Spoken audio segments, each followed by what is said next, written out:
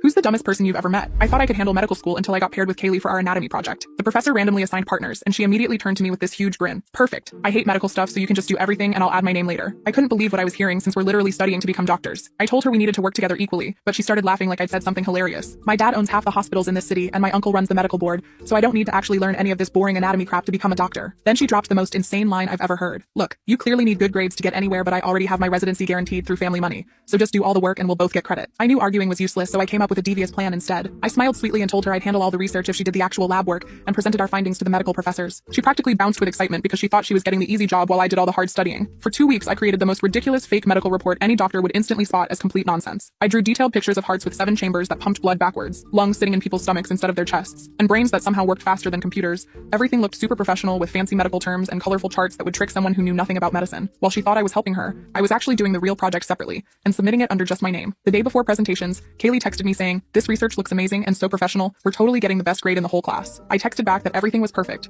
and she should feel confident about presenting our groundbreaking discoveries. Presentation day came, and Kaylee showed up in an expensive white coat with her last name stitched in gold letters, ready to impress everyone with her family connections. When our turn came, she walked confidently to the front of the room full of real doctors and medical students. She started her slideshow by announcing that our project had made incredible medical breakthroughs that would revolutionize modern medicine and probably win Nobel Prizes. I sat in the back watching as she confidently explained how we discovered that human hearts actually have 7 chambers arranged in spirals that make blood flow backwards through the body at twice the normal speed. Students around me started whispering and exchanging confused looks while the doctors leaned forward, concerned and alarmed. She kept going with complete authority, telling everyone that lungs are naturally supposed to be located in people's stomachs, and that every medical textbook for the past 300 years has been documenting organ placement completely wrong. The room got eerily quiet as she moved to her next slide, showing nervous systems that supposedly transmit signals faster than lightning and somehow allow humans to think at superhuman speeds. One student behind me whispered, "Is she serious right now?" while a resident in the front row actually stood up and started walking toward the exit. Kaylee noticed none of this and continued presenting our revolutionary discovery, that human stomachs actually digest food in reverse chronological order, starting with waste products and ending with nutrients. By the time she finished explaining how we found evidence that human blood naturally flows upward against gravity through some previously unknown biological force, half the medical students were staring in horror, and the attending physicians looked like they'd witnessed a medical catastrophe. She concluded her presentation by suggesting that all current medical practices should be immediately revised